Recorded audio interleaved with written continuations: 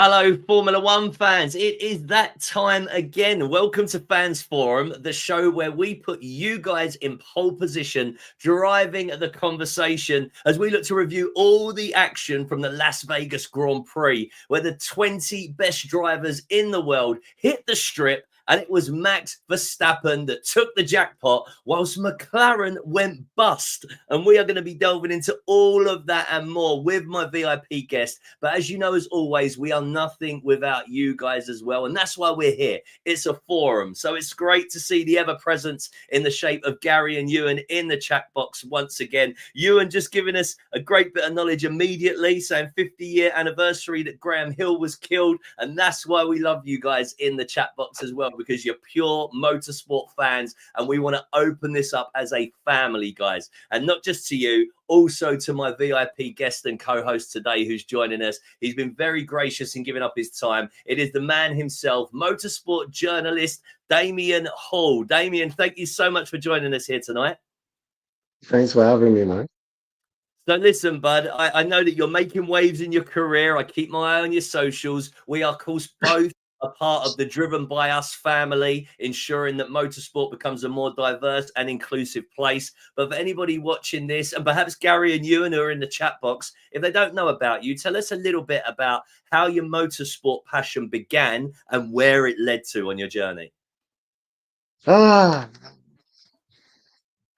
as long as I can remember, I've always loved motorsport. We grew up on small island of Barbados, and it's pretty much a motorsport island. From very little, get exposed to motorsport. We're very big on rally, but we're into all motorsports. Obviously, coming from a small island, we don't have the access that other people would have in the other countries. Rallying is the main thing. So in order to get that kind of access to these other sports, we had to look online. So I got into sim racing. I competed at a fairly high level. Competed in the Logitech, 2 seasons in Logitech G Challenge. Um, I did Oscaro a couple of seasons. Um, yeah, but I wanted more, obviously. I know being a driver would have been able to reach.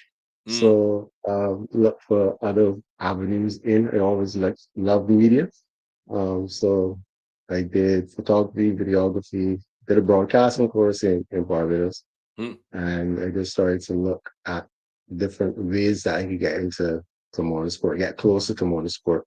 And that's when I started reaching out to media houses and stuff. And I was by chance introduced to the sports editor at the Voice newspaper, and I pitched an idea that they liked.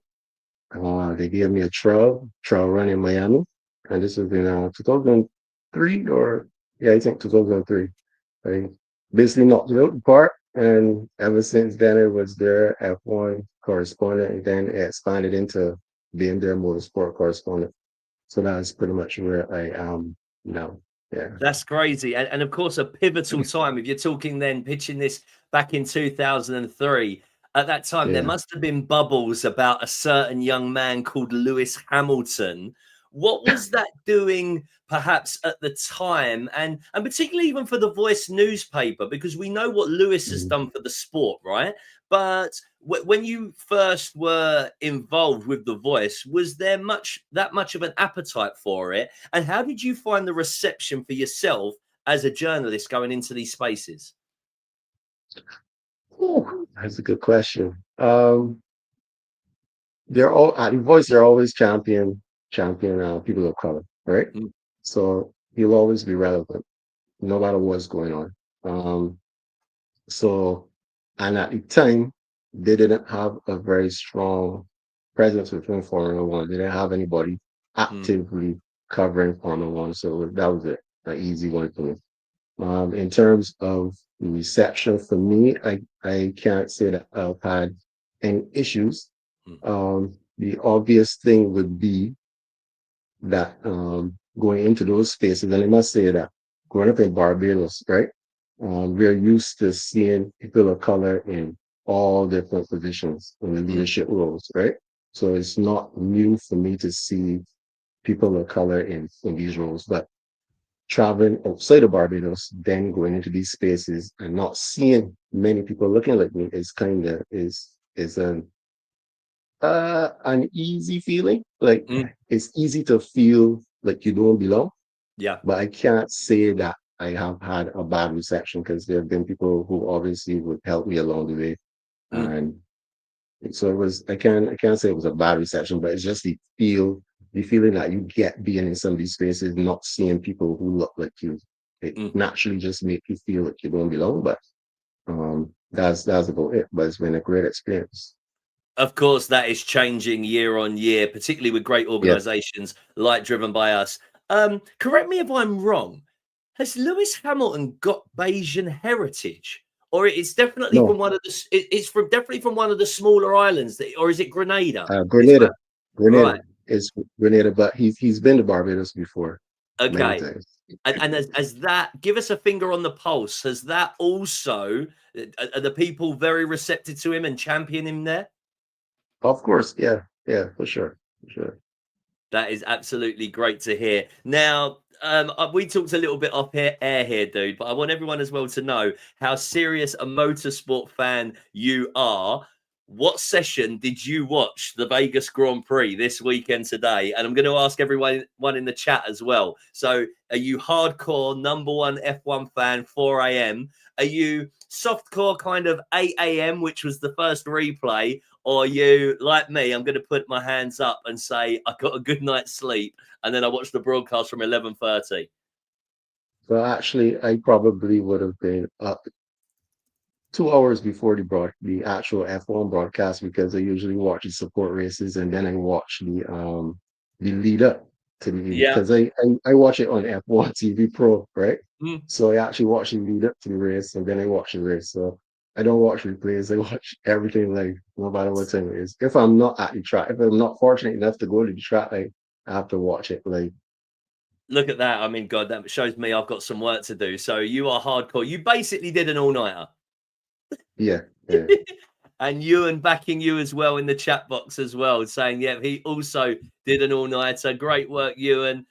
And Gary, you beat me by one, Gaz. He watched the first replay, so the 8 a.m. And then who have we got? Eddie as well, saying we get up at 5, 6 a.m. on the West Coast every weekend, so it was about time. That's my buddy who's on Newport Beach there. So he was glad for this one where he could watch it at a reasonable time. And of course, it was a Saturday night race for the benefit of us Mhm. here in Europe. So let's get into what actually went down, Damien, as a part of this weekend, because it really was as exciting as a bender for a weekend in Vegas, wasn't it? By the end of it, it literally had everything. And we got to talk first and foremost about the four-time world champion who is making a late dash for the world championship, Max Verstappen. So I've got to ask you first and foremost, now looking at the championship table and there's only, 24 points in it? 24. Yeah. How are you feeling about Max Verstappen's chances now, Damien?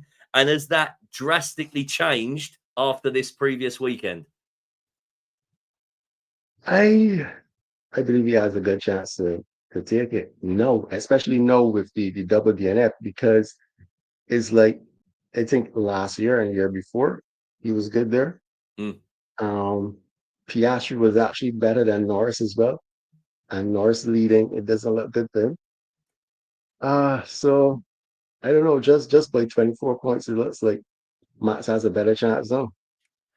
We've got Gary in the chat box already saying, yeah, thanks to the FIA, it's been opened up. I've seen some interesting memes on the internet as well. There's one by Brendan Blake, who was on the show earlier in the season, and he goes in and he goes, Mr. Massey, I mean, race director.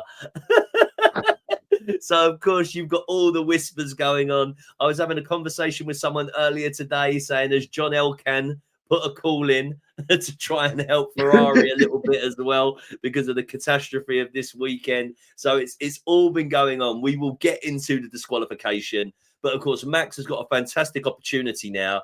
And let's talk about that turn one incident, which really opened up the race for Max.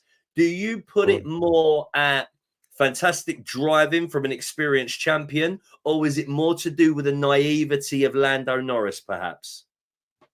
It was definitely well, it was definitely a mistake on Norris's part of breaking himself. But obviously, I mean, he had to know that he had to defend the inside. Mm, And to my mind, if you're going to do that, it starts with your lineup, how you line up the car on the grid. But when he lined up, it didn't look like he was prepared to defend. I don't know if he thought he would have had a good enough launch or what, but mm. it did not look like he had the correct posture to defend the inside. So it just looked like something reactive. And then by the time he got there, then it was too late. He had to brake late because if he just got there and went on it, would have caused a collision and can't risk that. So it was just a mistake by Norris. Simple as that. It's just a mistake. Yeah, Gary's saying as well there. Yeah, Lando pushed hard and Max put him under a lot of pressure, but perhaps I don't know. How did you see it, Damien, in a sense of is there any way Lando could have got out of going deep on that corner, or do you think it was the aggressive defense that meant he carried too much momentum in? Full stop. Um, the aggressive defense was needed, Mm, basically, but I think it was just that he got there too late because, like I said, he wasn't lined up to defend in the first place. Normally, when you see somebody get it, you could even hear the commentators when they know somebody's getting ready to defend yeah, because of the posture, the position that they take up in yeah. the They pit usually box. angle it inwards, don't they? Like Exactly, so. exactly. But he was straight. So it was on him. He got there late and he braked late as well. So it was all on him. Just a mistake. Ewan making a great point that it's actually in Max's hands now as well. If he wins the sprint race and the last two Grand Prix, doesn't matter what the two McLaren boys do, Max can lift his fifth world title. For you, Yep. Damien, how much will that play on the McLaren boys' mind? And does it give Max any kind of advantage, do you think? What should maybe the disqualification? No, no, no. I mean the idea that they know that Max can win by just winning races. It isn't now Oh, that he's going to need a disqualification or anything. It's in his yeah. hands, and he is possibly the best driver on the grid. Well, I would imagine they're panic at this point in time. I could imagine because he's strong in these last two races. So ah, yeah, they'll have to be panic. If I Right. if I were in their shoes, I'll be panic for So, sure. so talk to me then, Damien. If you were a bookie and you had to give some odds now, who would be your favourite? Who would be number two? And who do you think is the outsider now for the Drivers' Championship? Whew. I would actually put Max to win. Wow. So Um, Max is your favorite now, even though Lando's got a 24-point gap. yeah, because I mean, well, I mean, yeah, I can't help but feel like Max could get it right now. I Okay. I And can't help that. and Max is on Um, the exact same points as Oscar as Piastri. Piastri, exactly. Hmm. And who do you put as your outsider now then? Is it Piastri? Yeah, Piastri would have to be, so then, but I mean, he was stronger than Lando in these last rounds, right? Yeah. Um, We're going to get into Piastri and talk a little bit about the luck that really hasn't been on his side. But Gary, mhm. very much backing you in a sense that Oscar is possibly the outsider now. And we know if there's one man that can deal with pressure, it is Mr. Max Max. Verstappen. Yeah, Hmm. when you need to perform, he really does do it. We're going to get into the McLaren boys in a sec. Just really quick on the other side of the garage, Red Bull, Yuki Tsunoda back to back Q19 performances. So qualifying 19th back to back. I mean, where do you see Yuki's future? I mean, for me, I was thinking, God, has he already been told secretly? I was wondering too, but you never know. Mm. So that's up in the air. I don't know what to say on that because that's really up in the air. Really up in the air.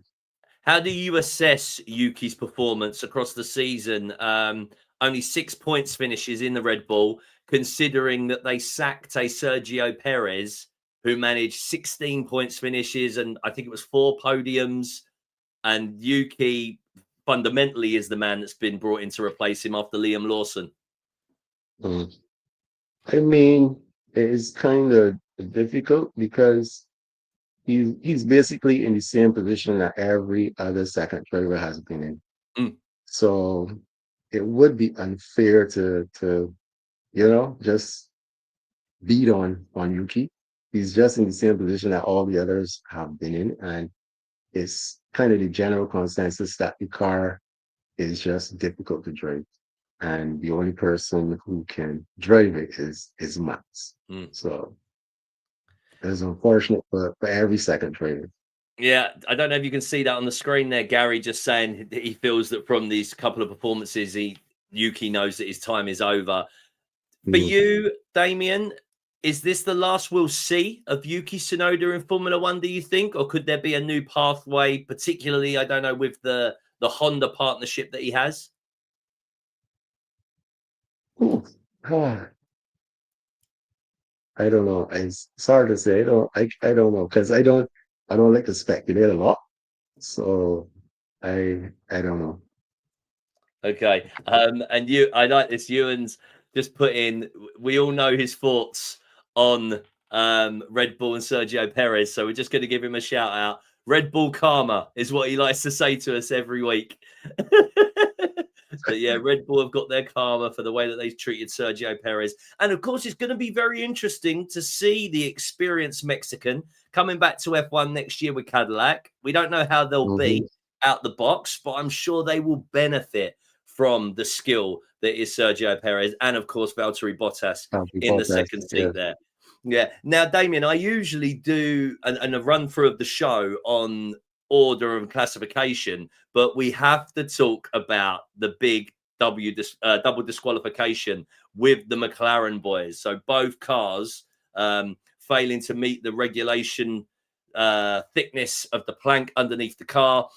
I think it was by 0.12 millimeters and 0.16 millimeters or something, but the rules are the rules. Does this open up a bigger question, though, perhaps about McLaren's ride height throughout the season? Come on, I've got to create some scandal. I mean, anything at this point, anything would create doubt, right? Yeah. As to whether they were legal all along or whatever. But you don't have the proof. So there's that.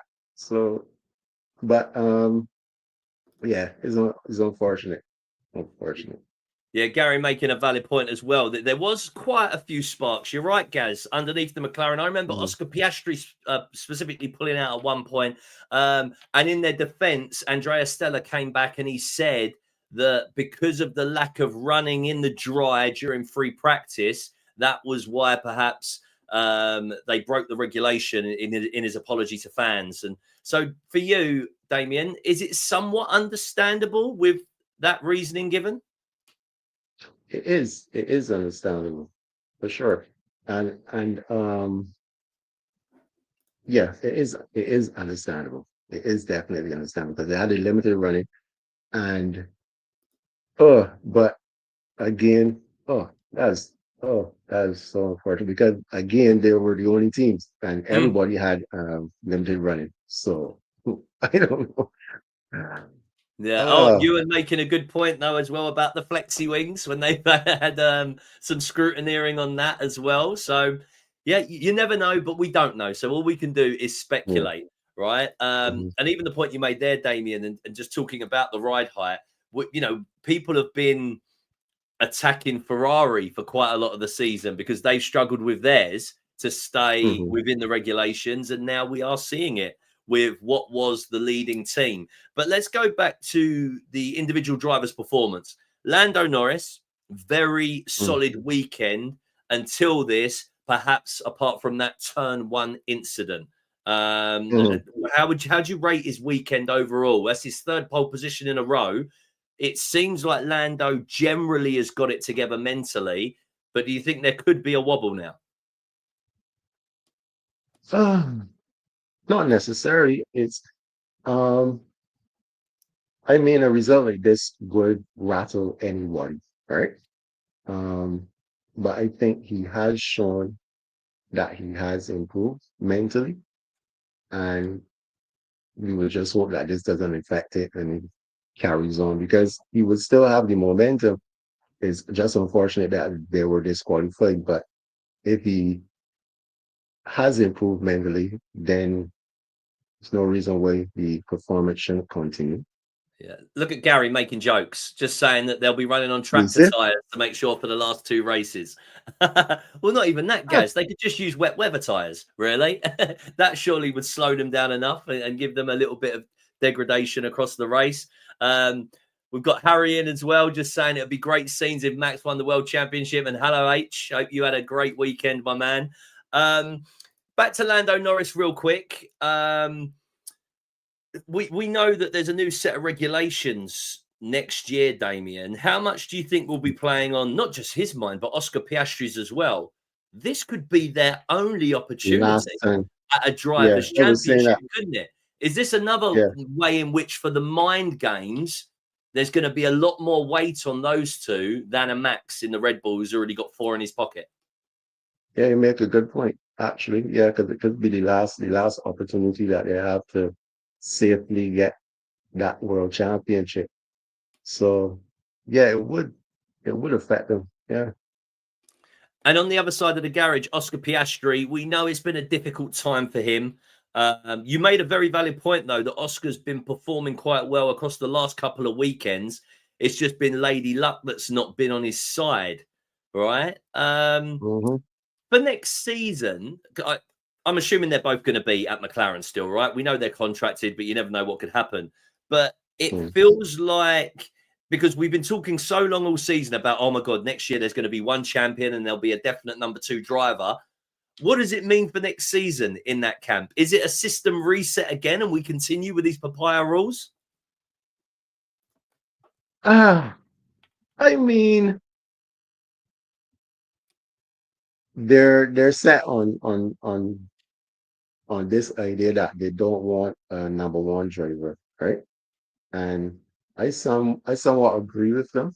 And at the end of the day, it is a team sport and team should come first, right? Mm, So they should do whatever it takes to make sure that the team is the constructors championship is secured first. mm. Once that's over the way, then anything else can happen. And it would be unfair to support one over the other, right? But I mean, if they double down on it basically. So they said that that's where they stand on it. So I don't see why it should change next season. Yeah, I'm going to put it in the group as well and ask the people what they think. Because is this scenario we are currently having not the perfect example of why you do need a number one? And actually, let me ask you, Damien, you mentioned about the constructors, and that's the most important thing. How much weight for Mhm. you as a fan and a professional in the industry does the Drivers' Championship actually have then? It's always second. It should always be second to the constructors championship because at the end of the day, it's a team sport. So it's a team first. So the drivers champion is just second to the constructors. So it doesn't carry as much weight at all. Because everything else basically depends on where you finish, where the team finishes, not the driver. It doesn't benefit the entire team where the driver finishes. What benefits the entire team is the constructors. So that's what should carry the most weight. Interesting. So it looks like Gary's saying that they should, and it should be done on the championship result this season. So whoever finishes with the most points this season, I think Gary's leaning towards the Brits in the cockpit there. Ewan also saying, yeah, they do need a number one driver. Let us know your thoughts, guys. Gary, Ewan, anybody else out there? Do you agree with Damien? Is it always constructors first and drivers second? And do you think all drivers will be on board for that, and particularly these drivers, Damien? You mean constructors first? Yeah, because they've now delivered it two seasons in a row. So don't they, as individuals, at some point go, Well, hang on. We've done that for you now 2 years. I'm sure their managers are going to be speaking independently and saying, "You got to back my guy." Yeah, but then it's not fair to the other person because everybody wants to be a champion, but you want to do it on your. You also, if you are a proper champion, you want to do it on your own merit. You don't Mm, want that extra help. So, and at the end of the team pays the drivers. They're working for the team. So I don't see why. Well, not that I don't see why, because I mean there are a lot of huge egos in sport. mm, But if you're going to say that this is the pinnacle of motorsport, you should say that these drivers are the most disciplined. And if you mm. have discipline, then that is the direction you should be going in. It's the person who employs you first. Anything else should come after. That's Yeah. just the way how I see it. The boys in the chat box are backing you, mate. So Gary and Ewan, yep, both saying. So Gary, team first. That's the kudos and the money. Ewan, yep, constructors first. Before I move it on from McLaren real quick, Damien, final question. So Lando Norris is obviously slightly older, and we've seen him flourish, and it feels like he's almost, I don't know, could we say he's peaking in performance? How much more is there to come from Oscar Piastri in only his third season? Who is the better long-term bet for you, perhaps, in the McLaren camp? I feel like Oscar would be because it's only his third season and he does seem to be very composed. It's just like you say, it's just the luck, the bad luck. No, run a bad luck, but to me, he could be the more complete driver to me. Okay, interesting. All right, we will wait and see. And of course, if it doesn't end up like that, I'll clip that and throw that out on the internet so we can say how wrong you were. So I've got you there, buddy. But listen, let's push it forwards and we'll talk about the Silver Arrows Mercedes, who by default, because of the double disqualification of McLaren, saw themselves with a double podium. George Russell battling with a steering issue for much of the weekend. And what a Yeah, brilliant race, not only from the young man Kimi Antonelli, but the team and the strategy behind his race as well. What did you make of Mercedes this weekend? yeah, brilliant. They've always been good on strategy, Mm, so that was a big surprise. mm. Um, I know of recent, like the second half of the season, I've been saying that McNally is really coming into his own, and I was very pleased with his performance. That's the honest truth. It really surprised me the last stint to pull away from Piastri. So Yeah. it was really impressive. Yeah, really impressive. Yeah, I saw some analysis actually. I think McLaren were aware of their plank issue, or there was the commentary were talking about whether they were running low on fuel, but Oscar was lifting and coasting pretty early in that race as well. It was it was both of them, and if I remember correctly, they were being told about turns 5, 11, turns 11, 5, 11. I know for sure 17 was one, Mm, but I remember hearing on the radio because I usually watch the race like because I use F1 TV Pro, so I yeah. have multiple screens open and I listen to the team radio, and then I have to go back and watch the race a couple of times sometimes to Like an engineer, pinpoint. telemetry all over the screen. Yeah. So afterwards, I went back because I was listening first for Lando, and I remember because I noticed him lifting in the middle of turn 17, right? A Mm, lot. And I remember afterward, and after I first heard about the disqualification, then I went back to listen to Piastri's radio, and I realized that Lando had the most radio chatter, and they were always telling him, well, it doesn't work because he was complaining about the field the car as well by 10. And they were telling him from the telemetry, what he did didn't make a difference at 10. But right.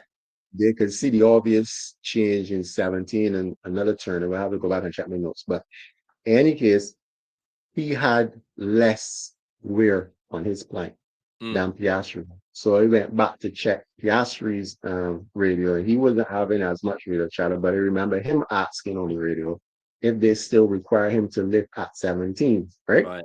And he said yes, for sure, 17, and it would make perfect sense because of the high speed turn Yeah. to the left, so everything is going to the right, right?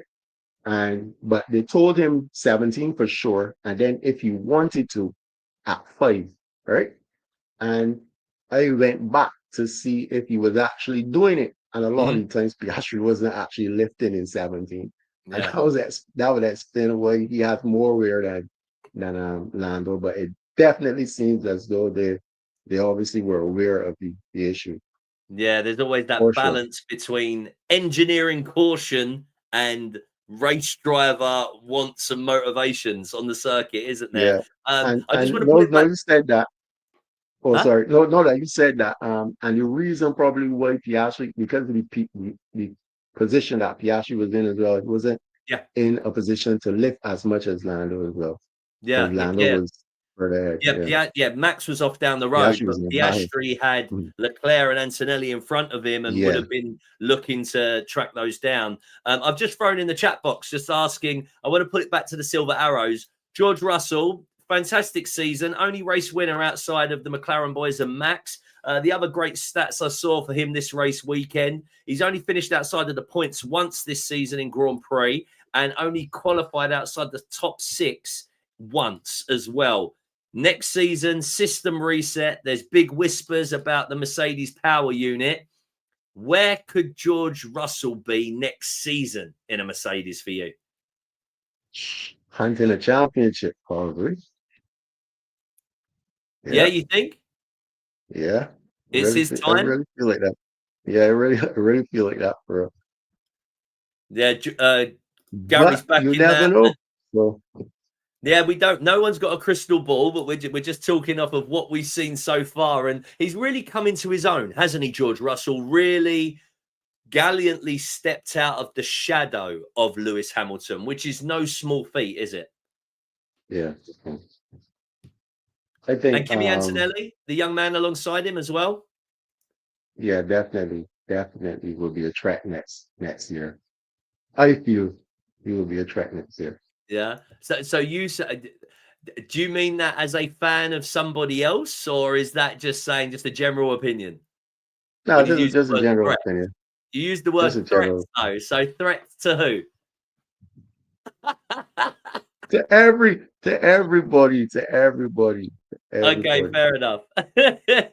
Mm. Kimi Antonelli, as well, as I said, great race strategy, brilliant drive from him. There's been really nice release of him and Bono's back and forth at the end of the race as well. Seems to have really put a difficult spell behind him to bounce back, hasn't he, for the second half of the season?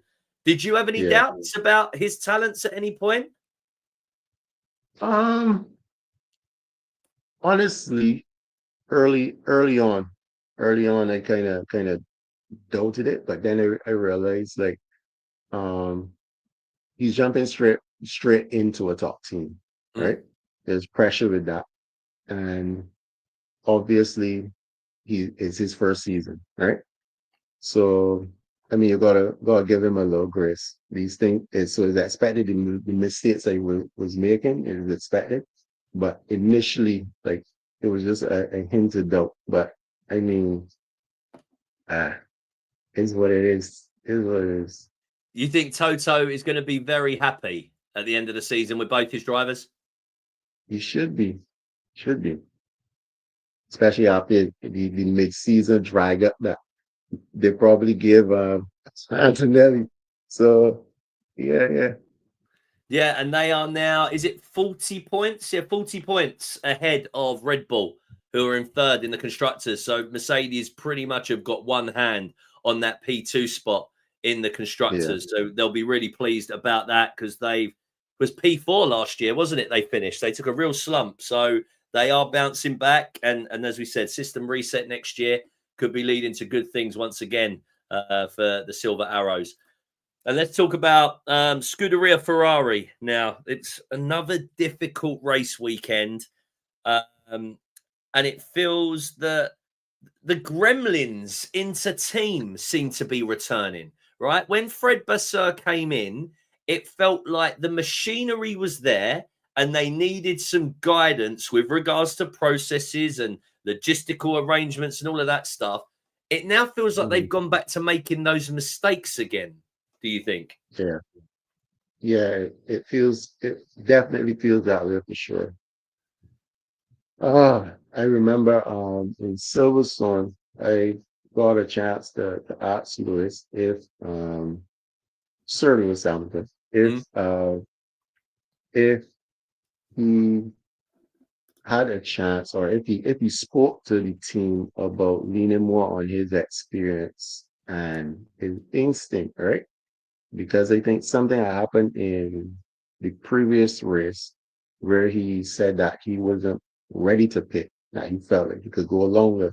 mm, And they also had him on the same strategy as Leclerc, and it didn't work out well at all. I remember he was saying that he was going through a lot with the rookie team. And one of the things that he wanted, and this is like the only thing that I had seen change for sure, is that um what did he say? He said he didn't want to be ever on the same strategy as Leclerc. yeah. And since then he was never on the same strategy. That was like the only Mm, thing. But then the communication still isn't fully there during the race. Like a lot of stuff they don't tell him well the information doesn't come timely enough for him to make a proper decision. And the strategies are all over the place at times. So I don't know. I don't know. yeah, it's a tough one, isn't it? And I just want to play devil's advocate, though. Saying what you said earlier, the fact that the drivers are employed by the team and they need to do what the team requires. Now, we know there was a lot of whisperings that Lewis put together quite a standard, I don't know whether you want to call it reports or dossier during the summer Mm, break. yeah. What are the team going to make of that? Do you feel that there's any noses perhaps that could have been put out of joint and maybe he's upset the apple cart in doing that in some shape or form? I'm just asking. Like, I mean, we never really know what's going on inside of mm, these camps. but should a driver Um, be doing that? The fact that you said earlier, oh, well, drivers are supposed to right, drive the team and do what they're told. because no. I didn't say that they should. There's the thing, right? There's the thing. They brought in a 7-time world champion, Mm, right? They brought him for a reason. mm, And if you have somebody with that much experience, you should lean on it, right? I don't see in a perfect world, I don't see why that should be an issue. This person with so much experience mm, giving you advice on how to get this thing right, right? yeah. I don't see it being a problem, but is obviously it could be a problem, right?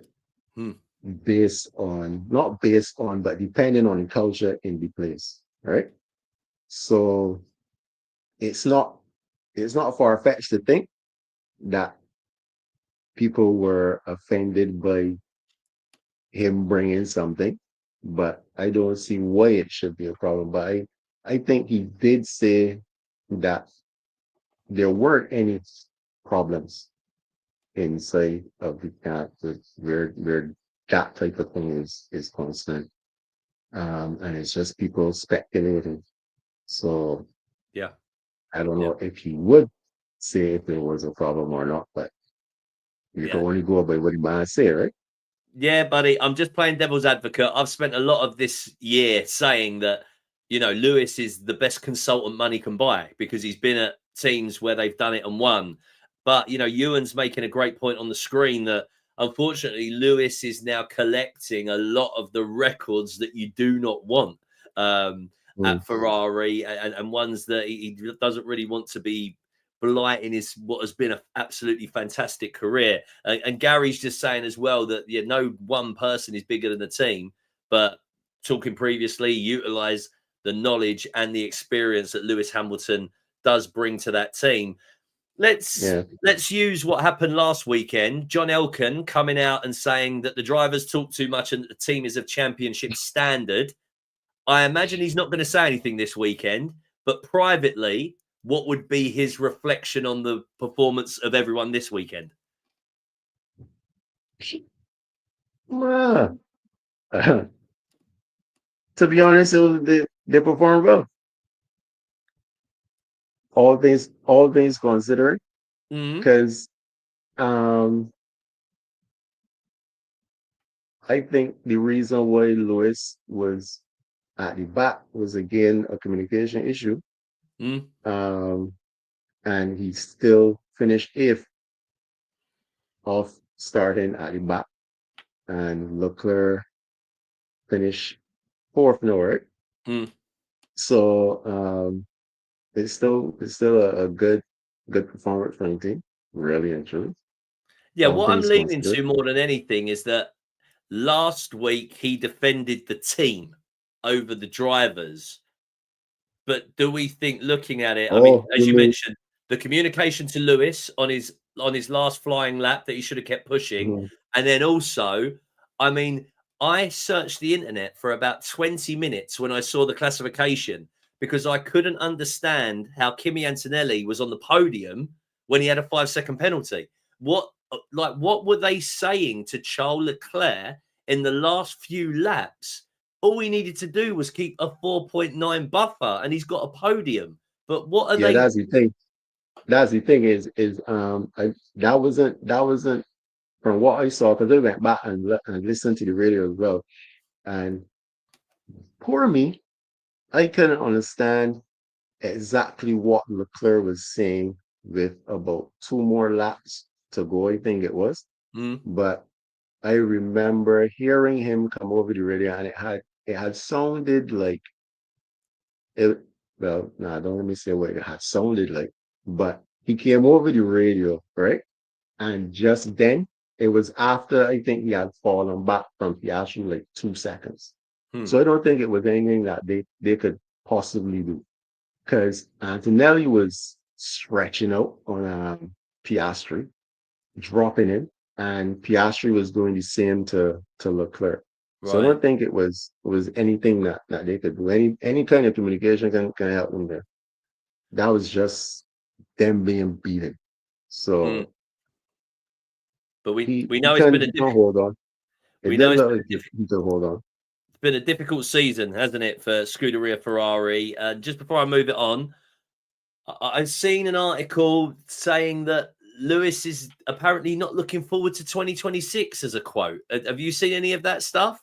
And do you think there's any Uh, substance in it? And that couldn't possibly be true, could it?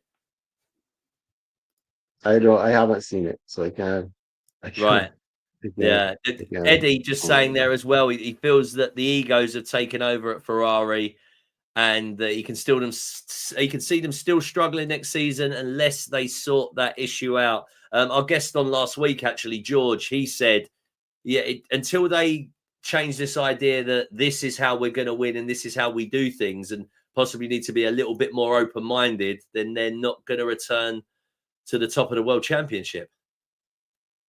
Well, I gotta try something different. Mm. Yeah, Gary's saying as well that he's seen that the people saying that Lewis might not be there next season. I mean, again, we don't know anything. We can only speculate. And we thought he was signed into Mercedes for 2 years, didn't we? But then all of a sudden, a huge announcement was made. So nothing is sure. All a contract actually means is it will cost more money before they can move. But they're not worth the weight of the paper that they're written on to a certain extent. Right, we'll push it forward, bud, because we've got about 15 minutes left, and I want to get a bit of coverage on the other team. So first up, Williams. Carlos Sainz with a fantastic qualifying in third position, and Matt finished P5. Just want to get your thoughts. Would he say that was good points for him, or would he be slightly disappointed that he lost a couple of places, or is it that he's battling a team and a few teams around him that he just can't compete with? Yeah, because I think they're boxing outside their class, really. So Mm. that's really good for Williams. Extremely good for Williams.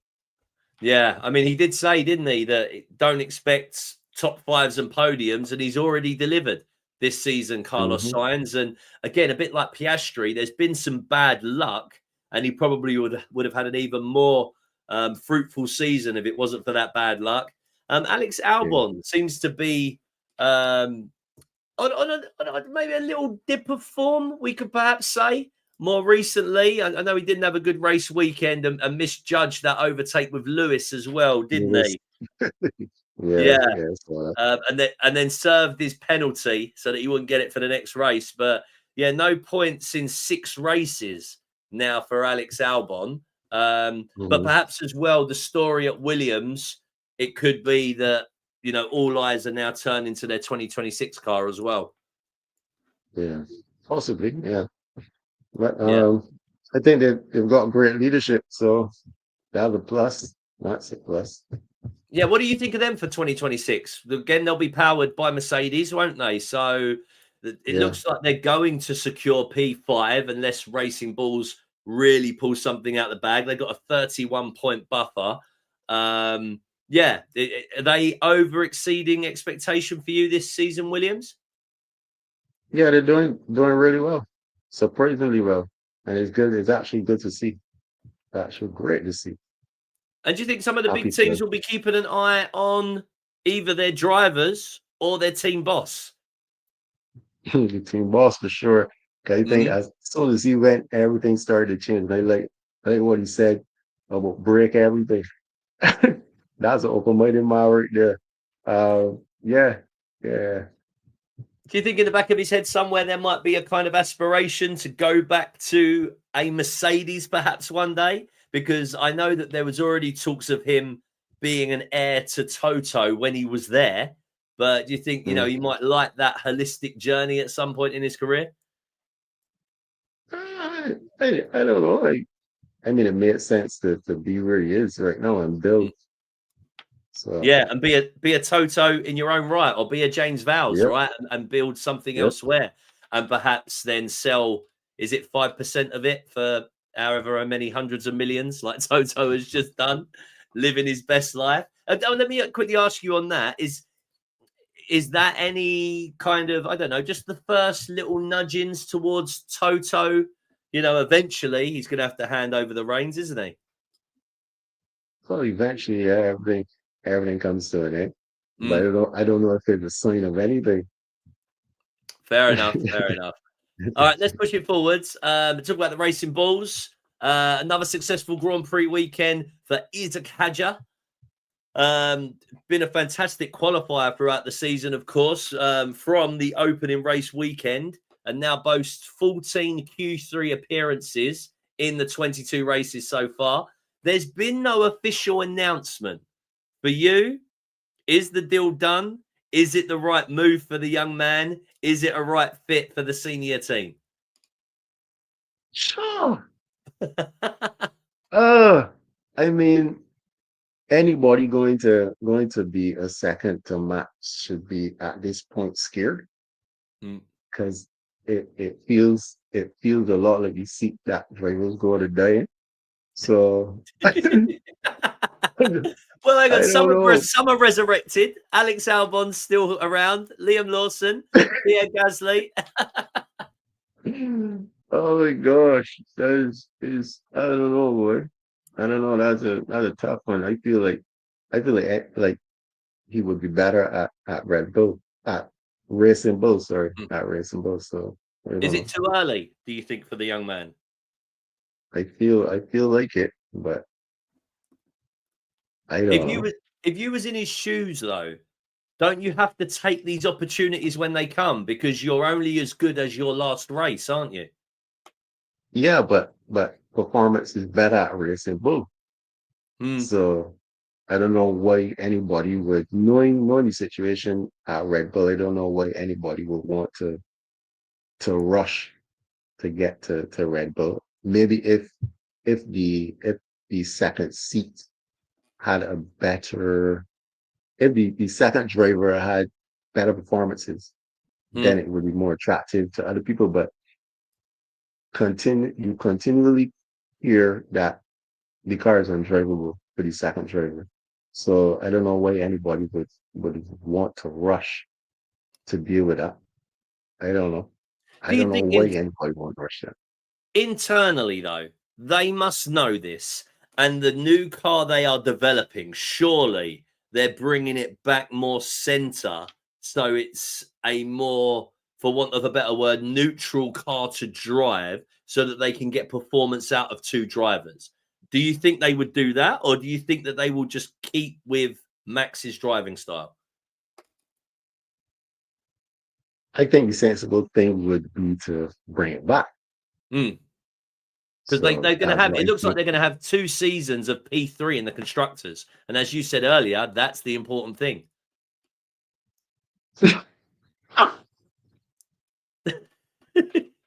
They want You to win, definitely said so that one. they want two drivers. So they would have to fix the issue so Yeah. that they have two drivers that can help them get back to the front.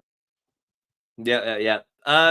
So who's your rookie of the year? We've got Ewan asking in the chat box, and Eddie's backing up and saying he thinks it's Kimmy, but Behrman is in with a shot. Are they being too quick to dismiss Isaac Hadja? Probably, yeah. Who for you? Probably, yeah.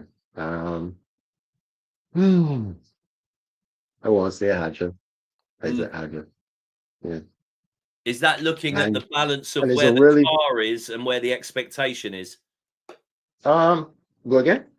Is that because of the balance, perhaps, of where the car's performance is and the expectation with that performance? Yeah, exactly that. Because I mean, I would say Kimmy, but obviously he's in a way better car than the other Mm. rookies. Yeah. Um, so yeah, I would definitely go with Haja, and is a real touching story also because of where his season actually started Mm. with disaster, having to overcome that, and then yeah, so I would go with Haja for sure, I loved as for well sure. the initial pictures of him standing next to Lewis Hamilton, and he was just like he was like how all of us would be, right? And he's just there looking at him. And like you said, it's such, and this is what we love. We love the human stories he's got there to Yeah, battle alongside his idol, and then those beautiful pictures with him and Lewis Hamilton's dad when it yeah. started, After the you know, crash, yeah, yeah. so Mhm. terribly, and he's really come through that. So we salute the young man. Real quick on the other side of that garage, though, Liam Lawson, another strong qualifying Q3 for the second time in a row. Um, Mm. was a bit over enthusiastic in turn one, though, and it kind of ruined his race. What does the future look like for Liam Lawson for you?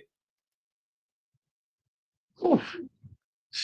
I don't like these questions because I don't know I don't know I don't like to guess a lot. You don't like So to be on record as well because I've got it and keep it. I see you. Yeah, but I mean, but is there? I mean, do you think looking at? I mean, I think we looked at a young man who was pretty distraught after the demotion, and he seems to mm, have come through that. Can he take heart from the career that the likes of Albon and Gasly have had? And do you think he could also etch that kind of thing out for himself? I mean it's possible, yeah. Yeah, I don't see why not. Great stuff. All right, we'll push it forward to Sauber. Obviously, just for the last season, they are Sauber before they turn into the Audi outfit. I just want to start by giving them props, really. There was only 1 points finish for them last season, and they amassed 4 points, right, with one Guang Yu Zhou performance that they got that. 68 points this season, all right? They've scored in 4 back-to-back races now. Uh, do they get team of the year? If we're talking about rookie of the year and expectation, where would they sit for team of the year with regards to what we all expected and what they've gone on to achieve? Hmm. Hmm. Because yeah, they're ninth in the constructors, but only 5 points behind P7.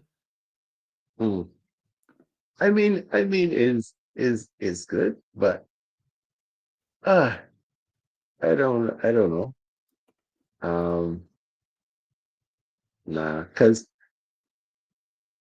like for me, Williams was always a struggling team. So for me, I would put Williams as that team that like surpass all expectations. That's a fair When it shout though comes as well, because Williams have gone from, was it P9 last year? Williams finished, I think. to Yeah, the P9 last, because they finished mm, P7 in 23, and that was their best finish for about 8-9 seasons. But then they dropped mhm, to last year, even though they had some really promising performances. But yeah, like I guess now P5 outright to a certain extent. And then of mhm, course, I guess the history of Williams. We all secretly want them to do well and return to the mhm, forefront, don't we? Hulk's been brilliant for them, had a very solid season, and his experience will go far. On the other side of the garage, Gabriel Bortoleto didn't have much time in an F1 car before he was thrust into it.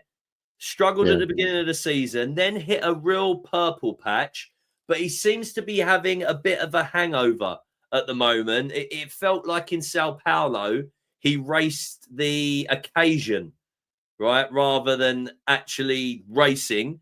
And then yeah, the turn one incident in this race, it seemed pretty mad what he attempted, didn't it?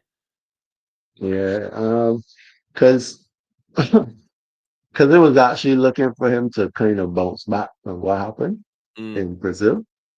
And I don't know if it was a case where he felt like he had something to prove, mm. but yeah, it was a little bit well for sure. Yeah, you can't throw it up the inside from P18, unfortunately, can you? Because you've got a hell of a lot of cars that are going to Hmm. concertina up. And we saw, and I've really felt for Lance Stroll, actually. We'll talk about him in a bit, but Lance Stroll, if we're talking Lady Luck on his side, yeah, was really thrown a bad hand in Vegas. Before we get into Aston, though, real quick, the boys at Haas, a good performance from them again due to the disqualification of McLaren. Double points for the team. Oh yeah. Esteban Ocon and Ollie Behrman, and Ollie Behrman as well is on a real purple patch and a good run of form now, isn't he? What could the Mhm. future hold for you for Ollie Behrman? Oh, um, I yeah. You know what? Like I haven't been paying as much attention as I should have been Mm. to him, but I believe he has a bright future ahead of him for sure. From what I've seen, but I haven't been paying as much attention to him as I should have been, to be Yeah, honest. well, he's definitely demanding your attention now, buddy, with 5 points finishes in a row. And yeah, and you know what's interesting? He's got this ban that was hanging over him until Brazil. And then in Yeah. Brazil, I think he got more points. And now he's got a ban that will be hanging over him until May, Miami next year. So that is the Mhm. only worry. And Gary making a great point that he's building on confidence race after race. And I'm sure Gaz will be enjoying that as a fellow Brit and wanting to see him go far. Ferrari will be very much keeping their eye on it as well, won't they, Damien? Yeah. Yeah. Yeah. For sure. For sure. Yeah. So then we'll be seeing, Lewis Hamilton can't go on forever. Be very interesting to see who ends up in that second seat. Or if Charles Leclerc decides at some point he has a better chance of winning a world championship elsewhere on the grid. Just two more teams to go, Damien. So first up, Aston Martin. Fernando Alonso with his best qualifying since the summer break, but the race didn't go to plan. But I want to spend some time talking about Lance Stroll, who takes a lot of stick, right? But Hmm. he was having a brilliant qualifying until they decide. Why did they decide to put the inters on? That says it all. I love it. Just capture that as a thumbnail. But why? If you're an Aston Martin team and your Q1 has already been well above expectation, would you not at least wait for a few other cars to come out to see if they're put the inters? It's not Q3, it's only Q2. So you're only looking to get Hmm. through. like what kind of decision was that? Everything is a gamble. So the gamble, and sometimes it pays off, sometimes it doesn't. So Yeah, but what would be the thinking? Because again, as I said, it's Q2. So what gamble is there? There's only a gamble that it gets you through to the top 10. But looking at their Q1 performance, if they'd have mm. maintained that and everybody's staying on the wets, which they did, they would have probably both got through anyway. Sorry, I'm a bit irate. It makes it sound like I'm like Lance Stroll's #1 fan, right? It's not that, but I just really felt for him because Mhm. he was driving well. Yeah, yeah. Agreed, agreed. Yeah, and then obviously Bortoletto pummeled him at turn 1, and that was the end of his race. Like, no, when you luck, oh mate, poor guy, his luck's down. Gary saying though, there's whispers of Christian Horner joining Aston Martin next year. Let's hit you with that one quick, Damien. Do you think we'll see Christian Horner back at some point? And if so, any ideas where, perhaps? No, I wouldn't have an idea where at all. You're you're like a lawyer. I couldn't possibly say.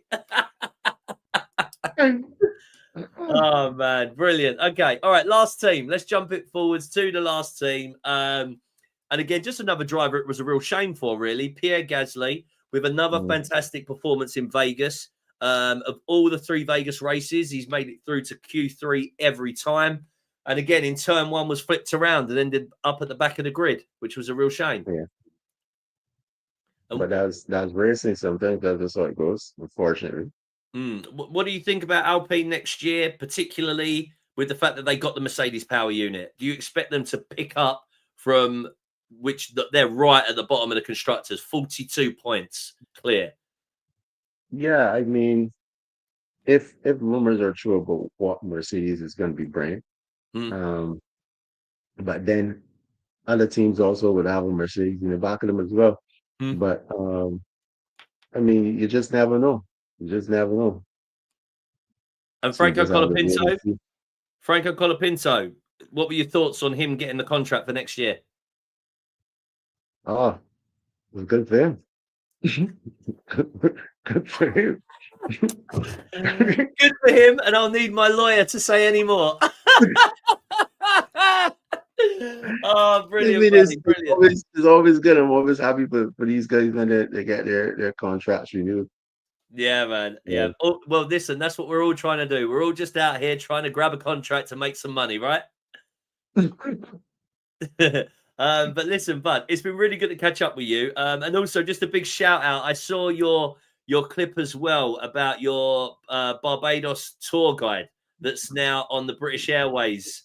When you're Oh flying with yeah, BA. British Airways and Iberia. Yeah, I have Yeah, tell us a because little I bit have about that real quick.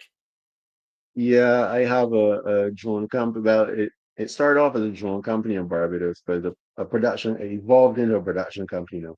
Hmm, But you managed to on my way because I'm always between Barbados and UK, hmm, and on my way back home, usually I might be talking to somebody next to me or speaking to the air hostess or whoever, and somebody would always notice my accent and start to ask me a bunch of questions about the island, like where can they go and what it's like or whatever. And I was just thinking to myself that all of the content on board, mostly movies like films and different hmm, stuff, is never any content about the destination that you're going to. hmm. And I figured that I have all these skill sets that I could actually produce something, some content for the airline, and they pitch the idea. And here we are. They said, well, first they wanted to see what it would look like, what an episode would look like. Hmm. So I decided to do an episode. And it's all drone footage, right? And it's narrated. So I did the first episode and showed them, and then they said that they wanted four more episodes. So I have 5 episodes for the series. And they placed it on British Airways and Iberia now. So yeah. Brilliant stuff, buddy. Well, just like Franco Colapinto, I'm very happy for you that you got that contract. And if anybody out there, so Gaz, Ewan, Eddie, all of you guys, if you're ever flying with British Airways or Iberian, make sure you check out Damien's tour guide of Barbados. But listen, it's buddy. from it's called from above. So, and I could Cool. probably send a link to the first episode on YouTube for you as well. Cool, cool, cool. Well, listen, bud, it's been a real pleasure to chew the fat with you and just talk about the action from Vegas. Thank you very much for giving up your time. I'm hoping that we get to bump into each other again real soon as part of the Yeah, Driven by sure. Us family and continue that momentum as well. And I hope you've enjoyed yourself on the show and you're not going to find yourself with any legal matters coming through your post.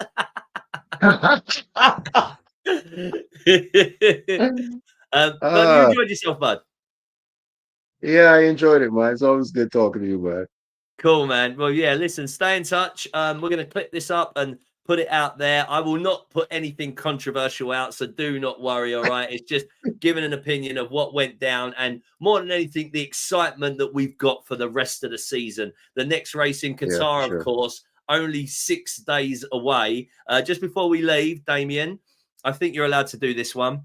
Give us your predictions for the podium for Qatar. How do you think it's going to Oh go? man.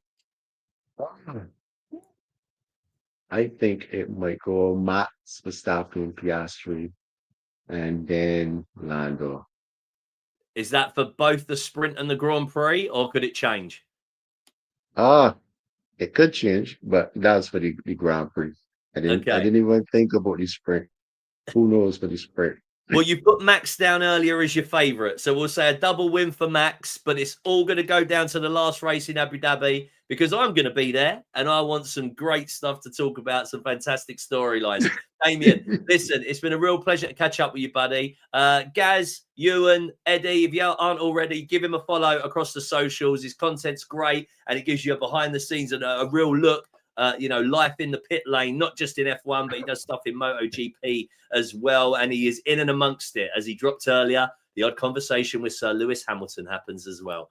So you can follow him there at The Real Copper Piston. Damien, thank you so much for joining us. I hope you have a great evening and you guys out there as well. Gaz just giving his predictions that he thinks it's going to be a Max George Lando Grand Prix. Thank you so much for joining us, Gaz, Ewan, Eddie, and the rest of you guys. Give us a like and a share, plus the stuff that we share across the socials in the week as well. And we'll see you all in fact, I'm doing next week's one on a Sunday because I fly to Abu Dhabi on the Monday, so it won't be Monday night. So literally a couple of hours after the end of the race, I'll be doing a fans forum. So hopefully you regulars can still make it. If not, I'll be beaming live from Abu Dhabi, so you can catch up with me then.